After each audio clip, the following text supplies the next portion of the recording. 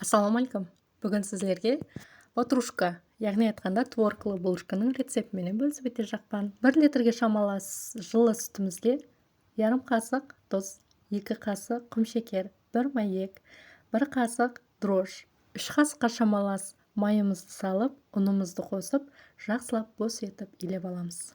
Қамырымыз бос, қолға жабысатын қамыр болу керек. Сонда булочкамыз бос болып шығады. Қамырымызды енді ашытуға қоямыз. Қамырымыз ашиман дегенше творогын даярлап аламыз.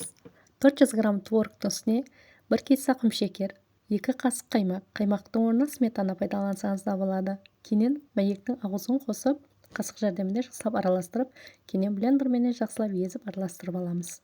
Қамырымыз ашыды. Ашыған қамырымызды стол үстіне қойып, жақсылап жинап аламыз. Кейіннен кішкене зуалыларға бөлеміз. Листіңіздің көлеміне қарайсыз. Мен орташа көлемде қылдым. Зуалас деген қамырларымызды листтің үстіне тақлап қойып аламыз. Бойын алдыруға. Листтің үстінде бойын алдыруымыздың себебі кейін ала форма беруімізге де қолайлы болады. Бойын алдыруға қойған қамырларымызды үстіне күйленге жауып қоямыз, беті қаясып қалмау үшін. Бойын алуға 10 минут уақыт жетеді. Міне көріп тұрғаныңыздай бойын алып болды қамырларымыз. Бойын алған қамырларымыздың ортасын басып форма келтіріп аламыз. Кейіннен ортасынан творог салып шығамыз. Творогты мен пакетке салып құйып шықтым. Қасық жәрдемінде істесеңіз де болады. Кейіннен шетлеріне мейіп жағып, қызып тұрған пешкада 20-25 минутта пісіп шығады.